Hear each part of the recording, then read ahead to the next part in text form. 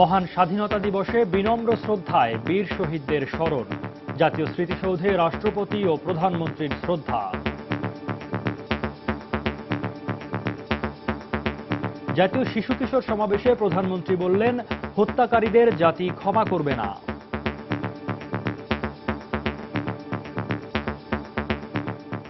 যারা এই ধরনের জঘন্য কর্মকাণ্ড করে তাদের কোনো ক্ষমা নেই। আমাদের শিশুদের ভবিষ্যৎ নিয়ে যারা খেলবে, নিশ্চয়ই জাতি ঘৃণা ভরে তাদেরকে প্রত্যাখ্যান করবে। সংঘাত হানাহানি ভুলে লাল সবুজের পতাকা হাতে সমৃদ্ধ দেশ গড়ার প্রত্যয়।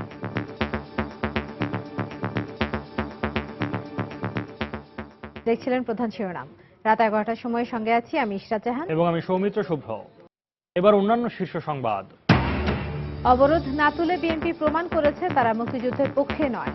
মন্তব্য আওয়ামী লীগের। দেশে এখনো একদলীয় শাসন চলছে, অভিযোগ বিএনপির। সিটি নির্বাচনে অংশ নেবে বিএনপি। চট্টগ্রামে জানালো দলের শীর্ষ নেতারা। করণীয় ঠিক করতে মেয়র মঞ্জুরের সঙ্গে জরুরি বৈঠক। ফৌজদারি মামলার আসামিরা জামিন না নিয়ে নির্বাচনী কর্মকাণ্ডে অংশ নিলে আইনানুগ ব্যবস্থা নেওয়া হবে, হুঁশিয়ারি ডিএমপির। That's a classic dismissal from Mitchell Starc. Australia are through to the World Cup final on Sunday at the MCG against New Zealand. এবং ভারতকে উড়িয়ে বিশ্বকাপের ইতিহাসে সপ্তমবারের মতো ফাইনালে অস্ট্রেলিয়া। 95 রানে হেরে আসর থেকে বিদায় বর্তমান চ্যাম্পিয়নদের।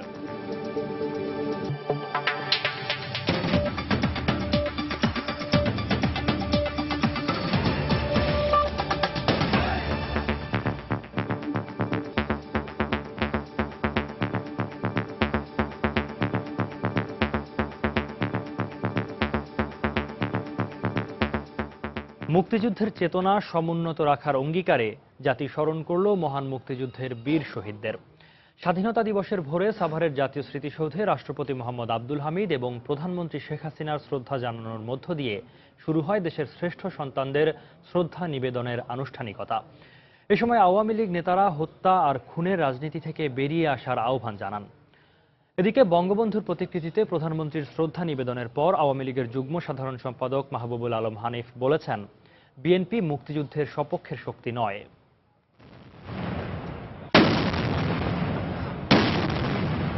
পরাধীনতার শৃঙ্খল আর দাসত্বের রজ্জু ছেঁড়ার গৌরবধ্বনি বেজে উঠল সূর্যের আগমনে। স্মৃতির কপাট খুলে যেন বেরিয়ে এলো মুক্তি সংগ্রামের গৌরব গাথা। ভোরের আলোর প্রথম পরশে জাতির শ্রেষ্ঠ সন্তান মহান মুক্তিযুদ্ধের বীর শহীদদের বিনম্র ভালোবাসায় শ্রদ্ধা জানান রাষ্ট্রপতি এবং প্রধানমন্ত্রী। বিউগলের সুর আর সশস্ত্র তালামে স্মরণ করা হয় শহীদ মুক্তিযোদ্ধাদের। দলের নেতাদের নিয়েও স্মৃতিসৌধে শ্রদ্ধা জানান আওয়ামী লীগ সভাপতি। জাতীয় সংসদের স্পিকার, বিরোধী দলীয় নেতা, 3 বাহিনী প্রধান সহ বিভিন্ন রাজনৈতিক দল এরপর শ্রদ্ধা জানান একে একে। এ সময় সাংবাদিকদের প্রতিক্রিয়া জানান আওয়ামী লীগের জ্যেষ্ঠ নেতা তোফায়েল আহমেদ। উঠে আসে চলমান রাজনৈতিক প্রসঙ্গ। বিএনপি পথ খুঁজছে কিভাবে তারা সন্ত্রাস, নাশকতা, জঙ্গি তৎপরতা থেকে বেরিয়ে যেতে পারে। তারা পথ খুঁজছে, কিন্তু এই নির্বাচনে অংশগ্রহণের মধ্য দিয়ে তারা সে পথ খুঁজে পাবে এবং আমরা মনে করি যে একটা অবাধ নিরপেক্ষ নির্বাচন হবে। এই নির্বাচনে বিএনপি অংশগ্রহণ করবে। রাষ্ট্রীয় আনুষ্ঠানিকতার পর স্মৃতিসৌধ প্রাঙ্গণ খুলে দেয়া হয় সাধারণের জন্য। হাজারো মানুষের শ্রদ্ধা আর ভালোবাসায় সিক্ত হন বীর শহীদেরা। স্বাধীনতার ৪৫ বছরে পা রাখলেও নতুন বাস্তবতার মুখোমুখি দাঁড়িয়ে বাংলাদেশ। উন্নয়ন আর রাজনৈতিক সংকট চলছে হাত ধরাধরি করে। তাই শ্রদ্ধা জানাতে আসা মানুষের প্রত্যাশা, যত বাধাই আসুক, যত সংকটই থাকুক, যখন স্মৃতির খোলা জানালায় সুমহান ৭১, তখন মুক্তিযুদ্ধের চেতনায় দূর হবে সব বাধা। জাতীয় দিবসে জাতির জনক শেখ মুজিবুর রহমানের প্রতিকৃতিতেও ফুল দেন প্রধানমন্ত্রী। স্বাধীনতা দিবসে অবরোধ কর্মসূচি অব্যাহত রাখায় এ সময় বিএনপির তীব্র সমালোচনা করেন আওয়ামী লীগ নেতারা। বিএনপি আজকে স্বাধীনতা দিবসে অবরোধ কর্মসূচির ঘোষণা দিয়ে এটা প্রমাণ করেছে যে তারা স্বাধীনতার পক্ষে কখনো ছিল না, তারা স্বাধীনতায় বিশ্বাসী না। তারা ৭১-এর পরে শক্তি পাকিস্তানের প্রেতাত্মা, জামাত শিবিরের তারা একে অপরের আত্মা। ধানমন্ডি ৩২-এর স্বাধীনতা দিবস উপলক্ষে আরও শ্রদ্ধা জানায় আওয়ামী লীগের বিভিন্ন পর্যায়ের নেতাকর্মী এবং সমর্থকরা। শাহ আলী জয়, সময় সংবাদ, ঢাকা। প্রধানমন্ত্রী শেখ হাসিনা বলেছেন, হরতাল অবরোধের নামে যারা শিশুদের হত্যা করছে তাদের ক্ষমা নেই। বিএনপি জামায়াত জোট শিশুদের শিক্ষা জীবন নষ্ট করছে উল্লেখ করে শেখ হাসিনা বলেন, জাতি এদের ঘৃণা ভরে প্রত্যাখ্যান করবে।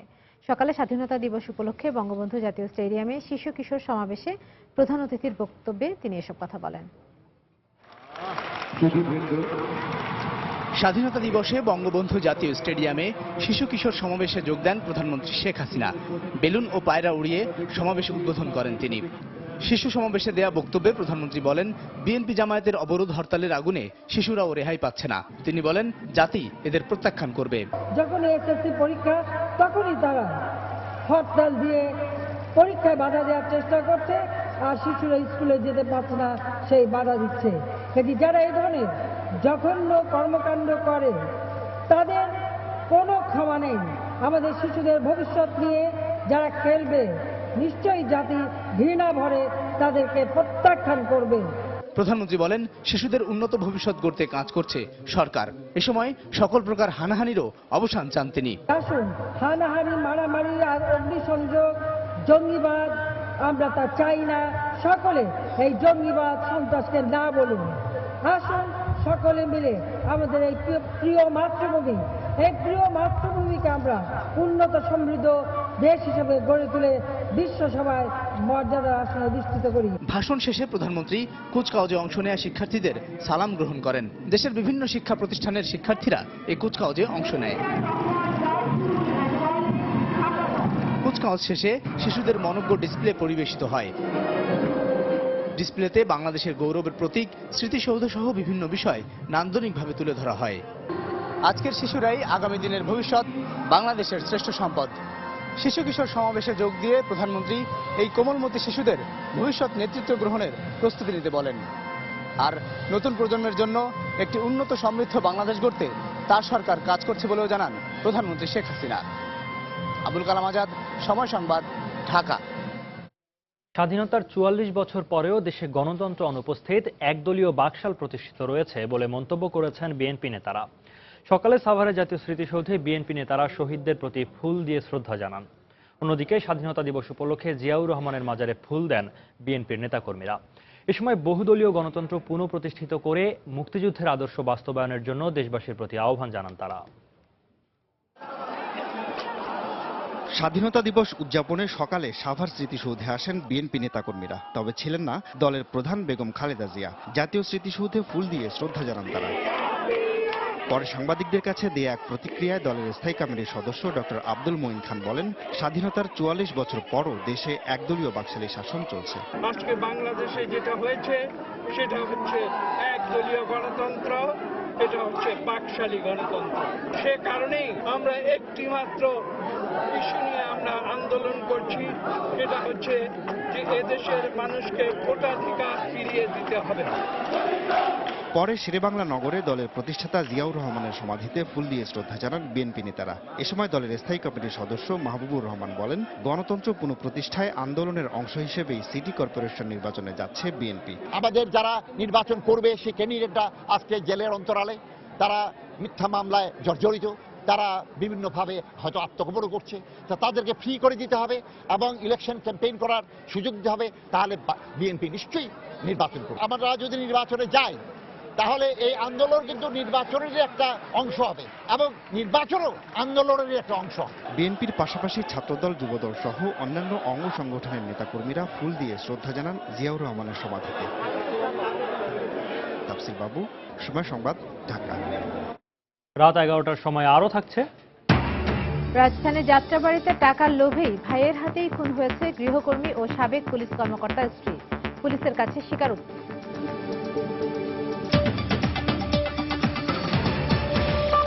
ঢাকার 2 সিটি কর্পোরেশনের আসন্ন নির্বাচনে ফৌজদারি মামলার আসামিরা জামিন না নিয়ে নির্বাচনী কর্মকাণ্ডে অংশ নিলে আইনানুগ ব্যবস্থা নেওয়া হবে বলে জানিয়েছেন ডিএমপির মুখপাত্র মনিরুল ইসলাম।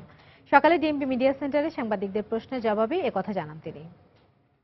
ফৌজদারি মামলায় অভিযুক্ত কোনো ব্যক্তি জামিন ছাড়া অন্তত ক্যান্ডিডেট হতেই পারেন, কিন্তু যার জামিন হয়নি অর্থাৎ যিনি পলাতক রয়েছেন তাকে পেলে আইন অনুযায়ী ব্যবস্থা গ্রহণ করা হবে। ফৌজদারি আইন যেটি রয়েছে, আইন যেহেতু সাসপেন্ড করা হয়নি, অর্থাৎ এখন পর্যন্ত বলা হয়নি যে ফৌজদারি কার্যবিধি কার্যকর হবে না, সেই ক্ষেত্রে আমাদের ফৌজদারি কার্যবিধির যে বিধিবিধান সেগুলো মেনে চলতে হবে। সিটি কর্পোরেশন নির্বাচনে অংশগ্রহণের ব্যাপারে বিএনপি এখনো পর্যন্ত আনুষ্ঠানিক ঘোষণা না দিলেও নির্বাচনে অংশ নিতে যাচ্ছে, তা সময় সংবাদের কাছে নিশ্চিত করেছেন বিএনপির শীর্ষ নেতারা। এমনকি নির্বাচনে জিতে আসার মাধ্যমে চলমান সরকার বিরোধী আন্দোলনে নতুন মাত্রা যোগ করতে পুরো নির্বাচনী প্রক্রিয়াকে চ্যালেঞ্জ হিসেবে নিয়েছে সংগঠনটি। বিশেষ করে চট্টগ্রামের নির্বাচনে করণীয় নির্ধারণ করতে মেয়র প্রার্থী এম মঞ্জুর আলমের সঙ্গে বৈঠকও করেছেন বিএনপির শীর্ষ নেতারা। বিস্তারিত জানাচ্ছেন কমল দে। সিটি কর্পোরেশন নির্বাচনে তফসিল ঘোষণার পর থেকে অংশগ্রহণ নিয়ে অনেকটা দোটানায় দিন কাটছে বিএনপি নেতাদের। শীর্ষ পর্যায় থেকে চূড়ান্ত কোনো সিদ্ধান্ত না আসায় কোনো পদক্ষেপও নিতে পারছিলেন না সম্ভাব্য প্রার্থীরা।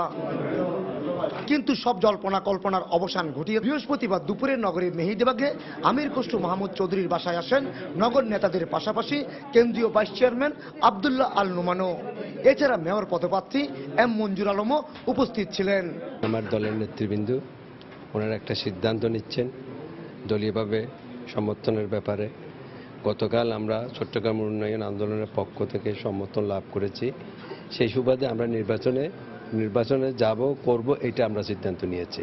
চট্টগ্রাম উন্নয়ন সংগ্রাম কমিটির পক্ষ থেকে ওনাকে মনোনয়ন দিয়েছেন এবং চট্টগ্রামের 20 দলীয় যারা নেতৃবৃন্দ আছে আমরা সবাই একত্রতা প্রকাশ করছি। তবে শেষ মুহূর্ত পর্যন্ত সরকার এই নির্বাচন সম্পন্ন করবে কিনা এই নিয়ে সংশয় রয়েছে বিএনপি নেতাদের মধ্যে।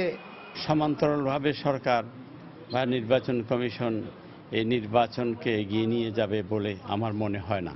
মঞ্জুর আলমের ব্যাপারে শীর্ষ পর্যায় থেকে সবুজ সংকেত থাকায় সবাইকে ঐক্যবদ্ধভাবে কাজ করার আহ্বান বিএনপি নেতাদের। যাকে মনোনয়ন দিয়েছেন সে আমাকে তো তার সাথে কাজ করতে হবে, সবাই মিলে, তাই না? একতাবদ্ধভাবে আমাদেরকে কাজ করতে হবে সবাই। তবে বিএনপির এই কেন্দ্রীয় নেতা মনে করেন এটি স্থানীয় সরকার নির্বাচন হলো জাতীয় রাজনীতিতে এর ব্যাপক প্রভাব থাকবে। জনগণ যদি অংশগ্রহণ করতে পারে তাহলে অতীতের চেয়েও অনেক বেশি ভোটে আমাদের এই মঞ্জুর সাহেব জয়লাভ করবেন। আগামী 28 এপ্রিল ঢাকা উত্তর এবং দক্ষিণের পাশাপাশি চট্টগ্রাম সিটি কর্পোরেশনে এই নির্বাচন অনুষ্ঠিত হবে।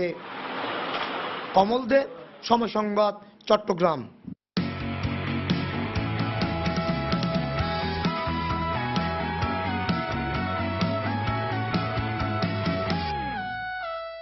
বিশ্বকাপে সপ্তমবারের মতো ফাইনালে উঠেছে টিম অস্ট্রেলিয়া। দ্বিতীয় সেমিফাইনালে বর্তমান চ্যাম্পিয়ন ভারতকে 95 রানের বিশাল ব্যবধানে হারিয়ে ফাইনাল নিশ্চিত করে অজিরা। 29 মার্চ মেলবোর্নে শিরোপার লড়াইয়ে ক্লার্কদের প্রতিপক্ষ নিউজিল্যান্ড। সিডনিতে আগে ব্যাট করে স্টিভ স্মিথের সেঞ্চুরিতে অস্ট্রেলিয়া 7 উইকেটে করে 328 রান। জবাবে 19 বল বাকি থাকতে 233 রানে গুটিয়ে যায় টিম ইন্ডিয়া। ম্যাচ সেরা হয়েছে স্টিভ স্মিথ।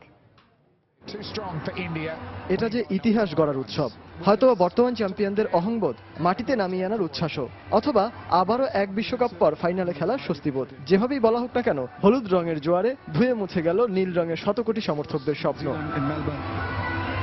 এসসিজিতে হারের বিষে গাঢ় নীল হলো ধোনির ভারত, যেখানে একটাই সুর বাজছে, প্রস্তুত এমসিজি, প্রস্তুত ক্লার্ক বাহিনী। সপ্তম বিশ্বকাপ ফাইনালে ওঠার টিকিট যে এখন অজিদের হাতে, তাই তো এমন উল্লাস। এর আগের গল্পে সিডনি ক্রিকেট গ্রাউন্ডে টস জিতে ব্যাট করতে নামা অজিরা দলীয় 15 রানে হারায় ওপেনার ডেভিড ওয়ার্নারের উইকেট। এরপর দারুণ ব্যাটিং করে অ্যারন ফিঞ্চের সাথে শক্ত জুটি গড়েন স্টিভ স্মিথ। তবে দলীয় 197 রানে আবারও আঘাত হানেন যাদব। ভাঙেন ফিঞ্চ ও স্মিথের 182 রানের গুরুত্বপূর্ণ জুটি। পরে দারুণ ধৈর্য ধরে ক্যারিয়ারের 4র্থ সেঞ্চুরি তুলে নেন অজিদের বর্তমান সময়ের সম্ভাবনাময় ক্রিকেটার স্টিভ স্মিথ। তবে 105 রানে থামেন তিনি। এরপর গ্লেন ম্যাক্সওয়েলকেও ফিরতে হয় 23 রান করে। পরে টিকতে পারেননি অ্যারন ফিঞ্চও। ব্যক্তিগত 81 রানে তিনি আউট হয়ে গেলে ভেঙে পড়ে অজি মিডল অর্ডার। শেষ দিকে জনসনের 9 বলে ঝড়ো গতির 27 রানের সুবাদে বড় সংগ্রহ করে অস্ট্রেলিয়া। টার্গেটটা 329 রানের। এত বড় লক্ষ্য তাড়া করে বিশ্বকাপে জয়ের রেকর্ড নেই টিম ইন্ডিয়ার। তারপরও বিলিয়ন ভারতীয়দের স্বপ্ন দেখিয়ে ওপেনিং জুটিতে 76 রান যোগ করেন ভারতীয় ওপেনাররা। ধাওয়ান 45 রানে আউটের পরপরই শুরু হয় ভারতীয় ব্যাটসম্যানদের আসা যাওয়ার মিছিল। গ্যালারিতে উপস্থিত থাকা বান্ধবী আনুশকা শর্মার উৎসাহ কাজে লাগেনি কোহলির। এরপর রোহিত ও রায়নারা ব্যাট হাতে হতাশ করলেও হারের সংখ্যা জেঁকে বসে টিম ইন্ডিয়ার ড্রেসিং রুমে। তবে রাহানে ও ধোনির 70 রানের জুটি আশা জাগালেও অজি বোলারদের কাছে টিকতে পারেননি 44 রান করা রাহানে। বাকি ভরসা ছিল অধিনায়ক ধোনির ওপর। একবার জীবনও পান মিস্টার কুল। একা হাতে লড়াই চালিয়ে যাওয়ার পর কিছু ইঙ্গিতও দিয়েছিলেন, কিন্তু ভাগ্যের কাছে অসহায়। ব্যক্তিগত 65 রানে আউট হলে হুড়মুড় করে ভাঙে ভারতীয়দের tail ender batting line up. Faulkner গতিতে দিশেহারা ভারত গুটিয়ে যায় 233 রানে। সজল মিত্র, রিচার্ড, সময় সংবাদ। যারা মানুষ পুড়িয়ে মারছে তাদের বিরুদ্ধে নতুন প্রজন্মকে আবারও মুক্তিযুদ্ধ করার আহ্বান জানিয়েছেন খাদ্যমন্ত্রী অ্যাডভোকেট কামরুল ইসলাম। সকালে কেরানীগঞ্জ উপজেলা মাঠে মুক্তিযোদ্ধাদের দেয়া এক সংবর্ধনা অনুষ্ঠানে তিনি এই কথা বলেন। এর আগে সংবর্ধনা অনুষ্ঠানে মুক্তিযুদ্ধের বীর শহীদ এবং মুক্তিযোদ্ধাদের প্রতি শ্রদ্ধা জানায় কেরানীগঞ্জের বিভিন্ন স্কুল থেকে আসা ছাত্রছাত্রীরা। এ সময় তারা বাংলাদেশের স্বাধীনতা, ইতিহাস, ঐতিহ্যের বিভিন্ন বিষয় নিজেদের ডিসপ্লেতে তুলে ধরে। অনুষ্ঠান শেষে খাদ্যমন্ত্রী ছাত্রছাত্রীদের উদ্দেশ্যে বলেন, নতুন প্রজন্ম সময়ের সাথে সাথে এগিয়ে যাচ্ছে, কিন্তু স্বাধীনতার বিপক্ষের শক্তি 71-এর মতোই বাংলাদেশে জঙ্গি ও সন্ত্রাসী কর্মকাণ্ড চালাচ্ছে। নতুন প্রজন্মের শিক্ষা ব্যবস্থা ধ্বংস করে দেওয়ার চেষ্টা চালানো হচ্ছে, যার বিরুদ্ধে নতুন প্রজন্মকে প্রতিরোধ গড়ে তুলতে হবে। এই যে নতুন প্রজন্ম, এই নতুন প্রজন্মকে মুক্তিযুদ্ধ থেকে দূরে সরিয়ে রাখার চেষ্টা করা হয়েছিল। তাদেরকে মুক্তিযুদ্ধের মিথ্যা ইতিহাস, বিকৃত ইতিহাস, খণ্ডিত ইতিহাস দীর্ঘদিন তাদের সামনে তুলে ধরা হয়েছে। আজকে 71-এর মতোই আজকে বাংলাদেশে সন্ত্রাস হচ্ছে, আগুন বোমা, মানুষ পুড়িয়ে মারা হচ্ছে।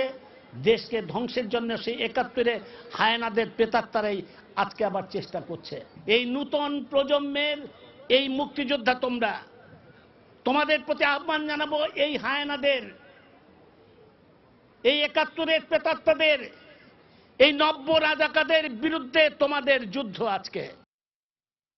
রাজধানীর যাত্রাবাড়ি এলাকায় সাবেক পুলিশ কর্মকর্তার স্ত্রী রওশন আরা বেগম ও তার গৃহ পরিচারিকাকে অর্থের লোভে হত্যা করেছে গৃহ পরিচারিকারই আপন ভাই। শাহজাহানপুর এলাকা থেকে নিহত গৃহ পরিচারিকা কল্পনা আক্তারের ভাই সাইদ হাওলাদারকে গ্রেপ্তারের পর একথা জানিয়েছে পুলিশ। ডিএমপির মিডিয়া সেন্টারে সংবাদ সম্মেলনে গোয়েন্দা পুলিশের যুগ্ম কমিশনার মনিরুল ইসলাম জানান, নিহত গৃহ পরিচারিকা কল্পনা আক্তারের মা লাকি আক্তারও এই বাসায় কাজ করতেন। ঘটনার দিন সাইদ তার বন্ধু রিয়াজকে নিয়ে ওই বাসায় যায়। এক পর্যায়ে লাকি আক্তার ডাক্তার দেখানোর জন্য বাসা থেকে বের হলে সাইদও তার সঙ্গে যায়। পরে সাইদ পথে মার কাছ থেকে আলাদা হয়ে আবারও রওশন বেগমের বাসায় গিয়ে তাকে হত্যা করে। এ সময় সাইদের আপন বোন কল্পনা এই হত্যার ঘটনা দেখে ফেলায় তাকেও হত্যা করে সাইদ। হত্যার পর বাসা থেকে 14,000 টাকা, একটি ল্যাপটপ ও 2টি মোবাইল ফোন নিয়ে পালিয়ে যায় সে। অ্যাসিডে দগ্ধ হয়ে নারায়ণগঞ্জের এক গৃহবধূ ঢাকা মেডিকেল কলেজ হাসপাতালে মারা গেছেন। রাতে চিকিৎসাধীন অবস্থায় তার মৃত্যু হয়। নিহতের স্বজনরা অভিযোগ করেন, পারিবারিক কলহের জের ধরে গত 22 মার্চ রাতে স্বামীর ছোড়া অ্যাসিডে দগ্ধ হন ফতুল্লার ভুইঘর এলাকার বাসিন্দা ইয়াসমিন। পরে তাকে গুরুতর আহত অবস্থায় ঢাকা মেডিকেলের বার্ন ইউনিটে ভর্তি করা হয়। 4 দিন চিকিৎসাধীন থাকার পর বৃহস্পতিবার রাতে মারা যান তিনি। স্বজনদের দাবি, পারিবারিক কলহের কারণে এর আগেও বিভিন্ন সময় স্বামী পলাশের হাতে নির্যাতনের শিকার হন গৃহবধূ ইয়াসমিন। এই ঘটনায় নারায়ণগঞ্জের ফতুল্লা থানায় একটি মামলা করেছে নিহতের পরিবার। আমার বোনের খালি অন্য অন্য বেটাকে দিয়ে খালি সন্দেহ করছে। ওই কোনো চাষবাগর লগে, কোনো বাইগর লগে, কোনো একটা লোক বাড়িতে কাজের জন্য আসে, জিজ্ঞেস করলে ওরে দিয়ে নানান ধরনের কথা কইছে। এই কারণে আমার বোন 1 বছর যাব তার স্বামীর ঘরে যায় না। ফতুল্লা থানায় কেস হয়েছে, কিন্তু এই ব্যাপারে তেমন একটা আলোই করতেছে না, বুঝছেন। ও টাকা পয়সা দিয়ে অনেক কিছু করার চেষ্টা করতেছে। দেশপ্রেমে উদ্বুদ্ধ হয়ে জীবন বাজি রেখে যে বীর মুক্তিযোদ্ধারা স্বাধীনতা এনে দিয়েছেন, তাদের প্রতি সমগ্র জাতি আজীবন কৃতজ্ঞ, এমন মন্তব্য বিভিন্ন শ্রেণী পেশার মানুষের। তাদের মতে 71-এর জাতীয় চেতনার যে বীজ বপন করা হয়েছে, তার ভিত্তিতেই বাঙালি বারবার একতাবদ্ধ হতে শিখেছে। তরুণ প্রজন্ম মনে করে কেবল একটি স্বাধীন সার্বভৌম ভূখণ্ড এনে দেয়াই নয়, মুক্তিযোদ্ধাদের অবদানেই বাংলাদেশ আজ সারা বিশ্বের বিস্ময়। মিজানুর রহমান কবিরের রিপোর্ট। দেশটাকে মায়ের মতো পবিত্র মনে করে লাখ লাখ জনতার মুক্তিযুদ্ধে ঝাঁপিয়ে পড়া, যে কোনো মুহূর্তে মৃত্যুকে আলিঙ্গন করার সাহস, লোভ লালসা ভুলে অপপ্রচারে বিভ্রান্ত না হয়ে এমনকি পরিবার পরিজনের মায়া ত্যাগ করে যুদ্ধে যাওয়া, বজ্র কঠিন শপথে 9 মাস রক্তক্ষয়ী সংগ্রাম চালিয়ে যাওয়া বীর মুক্তিযোদ্ধা। সব কালের, সব যুগের সূর্য সন্তান এরা। মরণের ভয় ছিল প্রতি মুহূর্তে। হ্যাঁ, মরণ বিশেষ মুহূর্তে ছিল। আমার পাশে কয়েকজন 4-5 লোক মারা গেল। তারা দেশ উদ্ধার করছে, পরাধীনতার চিঙ্গল থেকে আমরা মুক্ত পাইছি। মুক্তিযুদ্ধ শুধু স্মৃতিচারণ নয়, বিভিন্ন প্রজন্মের কাছে এ এক অনুপ্রেরণার চিরঞ্জীব উৎস। এই স্বাধীনতার আনন্দ আমাদের কাছে অনেক বড় আনন্দ। তাদের কারণে আমরা আজ স্বাধীন, আজ বলতে পারি এদেশ আমার। তারা যদি যে স্যাক্রিফাইসটা না করতে আসে, কিন্তু আমরা এখানে স্বাধীনভাবে বসবাস করতে পারতাম না, নারী হিসেবে আমি চলতে পারতাম না, পড়াশোনা করতে পারতাম না। যারা সরাসরি মুক্তিযুদ্ধে অংশ নিয়েছেন অথবা কাছ থেকে দেখেছেন স্বাধীনতা যুদ্ধ, তাদের পাশাপাশি নতুন প্রজন্মেরও দাবি মুক্তিযোদ্ধাদের আরো বেশি মূল্যায়ন করার। এছাড়া বিকৃত নয়, বরং স্বাধীনতার প্রকৃত ইতিহাস ছড়িয়ে দেওয়া উচিত আরো ব্যাপকভাবে। ইতিহাস বিকৃতি অবশ্যই মুক্তিযুদ্ধের সাথে প্রতারণা এবং মুক্তিযোদ্ধাদের সাথে প্রতারণা। এসব সূর্য সন্তানদের জন্য আমাদেরকে পুনর্বাসন করা হোক। মা বোনের ইজ্জতের বিনিময়ে যে স্বাধীন হয়েছে এবং তারা অনেক কষ্ট করছে, তাদেরকে যেন উচ্চ মর্যাদা দিয়ে এবং এদেশে তাদের প্রতিষ্ঠিত করে দেয়। মুক্তিযুদ্ধের আদর্শের ভিত্তিতে দেশ গড়তে পারলে মুক্তিযোদ্ধাদের অবদানের প্রতি যথার্থ সম্মান দেখানো সম্ভব বলেও মন্তব্য বিভিন্ন বয়স, ধর্ম, বর্ণ ও শ্রেণী পেশার মানুষের। মিজানুর রহমান খবির, সময় সংবাদ, ঢাকা।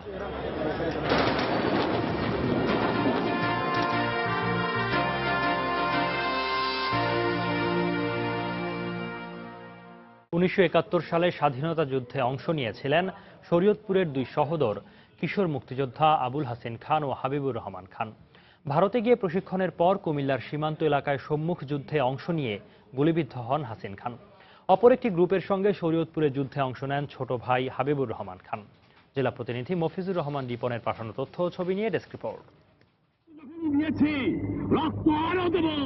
7 মার্চ 1971 উত্তাল জনসমুদ্র তৎকালীন রেসকোর্স ময়দান। স্বাধীনতার ডাক দেন বঙ্গবন্ধু শেখ মুজিবুর রহমান। সেই জনসভায় উপস্থিত ছিলেন কিশোর আবুল হাসিন খান। এরপরই যুদ্ধে অংশ নেয়ার মনস্থির করেন তিনি। ঢাকা থেকে নিজ বাড়ি বর্তমান শরীয়তপুরের মগল গ্রামে ফিরে অভিভাবকদের কাছে অনুমতি চান যুদ্ধে অংশ নেয়ার। অনুমতি না মিললেও গ্রামের আরো 17 জনকে নিয়ে দলবদ্ধ হন। ভারতের ত্রিপুরা রাজ্যের মেলা ঘরে গিয়ে প্রশিক্ষণ নিয়ে ঝাঁপিয়ে পড়েন দেশের জন্য। কুমিল্লার সীমান্ত এলাকায় সম্মুখ যুদ্ধে অংশ নিয়ে গুলিবিদ্ধ হন তিনি। ডিফেন্সপথে গেছি, রাস্তায় নৌকাতে গেছি, হঠাৎ করে রাতের অন্ধকারে ওদের এম্বুসের মধ্যে পড়ে গেলাম।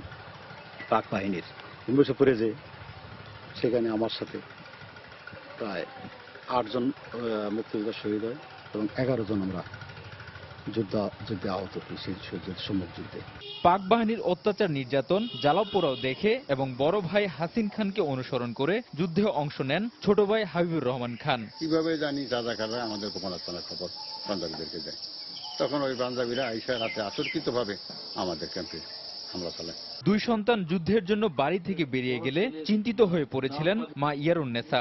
ছেলেদের পথ চেয়ে বসে থাকতেন তিনি। স্বাধীনের 7-8 দিন আগে দিয়ে ওই তবদারে বলায় রাইফেল ফেরত দিয়ে গেল। আমার মা হাসেন কয়ে আছে আইবাল্লা দিদি। বর্তমানে কৃষিকাজ করে জীবিকা নির্বাহ করছেন হাবিবুর রহমান খান ও আবুল হাসিন খান। পাশাপাশি হাসিন খান নেতৃত্ব দিচ্ছেন নড়িয়া উপজেলা মুক্তিযোদ্ধা কমান্ডের। সময় সংবাদ, শরীয়তপুর। মহান স্বাধীনতা দিবস উপলক্ষে রাজধানীর শিমুলতলায় বাড্ডা ফ্রেন্ডস ফাউন্ডেশনের উদ্যোগে বিনামূল্যে চিকিৎসা সেবা দেওয়া হয়েছে। সকাল 10টা থেকে শুরু হওয়া এই চিকিৎসা সেবা চলে বিকেল 4টা পর্যন্ত।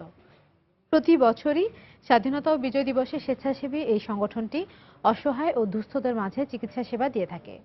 বঙ্গবন্ধু শেখ মুজিব মেডিকেল বিশ্ববিদ্যালয়, জাতীয় হৃদরোগ ইনস্টিটিউট সহ রাজধানীর বিভিন্ন হাসপাতাল থেকে বিশেষজ্ঞ চিকিৎসকরা দুস্থদের মাঝে এই চিকিৎসা সেবা দেন।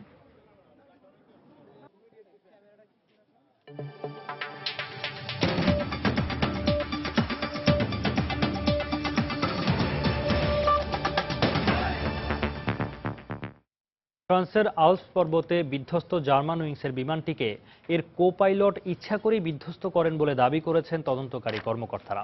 বিমানটি ভূপাতিত হওয়ার সময় এর অপর পাইলট ককপিটের বাইরে ছিলেন এবং দরজা আটকে যাওয়ায় কোনোভাবেই তিনি ককপিটে ঢুকতে পারছিলেন না বলেও জানান তারা। বৃহস্পতিবার বিধ্বস্ত বিমানের ব্ল্যাক বক্সের উপাত্ত বিশ্লেষণে বেরিয়ে এসেছে এই চাঞ্চল্যকর তথ্য। তদন্তকারী কর্মকর্তার বরাত দিয়ে আন্তর্জাতিক সংবাদ মাধ্যমগুলো জানায়, কো-পাইলটকে বিমানের নিয়ন্ত্রণ নেয়ার কথা বলে ককপিট ত্যাগ করেন এর পাইলট। এর মাত্র 8 মিনিটের মাথায় বিধ্বস্ত হয় বিমানটি। তবে এ সময় ককপিটে থাকা কো-পাইলট কেন বিপদ সংকেত পাঠাননি সে রহস্যের কিনারা হয়নি এখনো। বিমানটির অন্য ব্ল্যাক বক্সটি উদ্ধার করা গেলে এই রহস্যের সমাধান হতে পারে বলে মনে করা হচ্ছে। এদিকে দুর্ঘটনাস্থল থেকে এক আরোহীর মৃতদেহের সন্ধান পেলেও সেটি কার এখনো তা শনাক্ত করা সম্ভব হয়নি বলে জানিয়েছেন উদ্ধারকারীরা।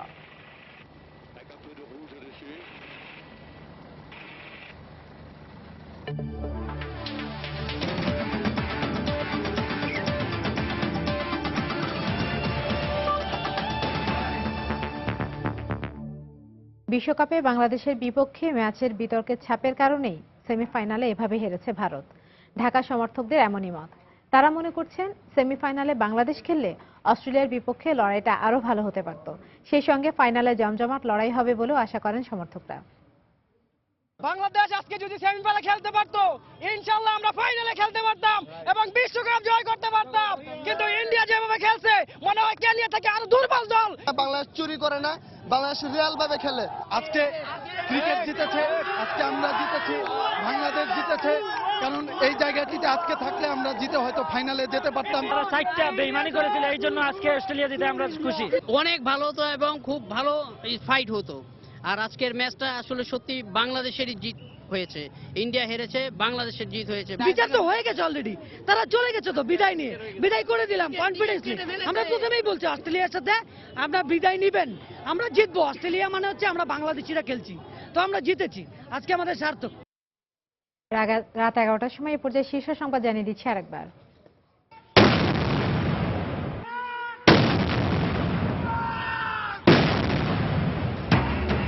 মহান স্বাধীনতা দিবসে বিনম্র শ্রদ্ধায় বীর শহীদদের স্মরণ। জাতীয় স্মৃতিসৌধে রাষ্ট্রপতি ও প্রধানমন্ত্রীর শ্রদ্ধা। হরতাল অবরোধের নামে যারা শিশুদের হত্যা করছে, জাতি তাদের ক্ষমা করবে না। জাতীয় শিশু কিশোর সমাবেশে প্রধানমন্ত্রী।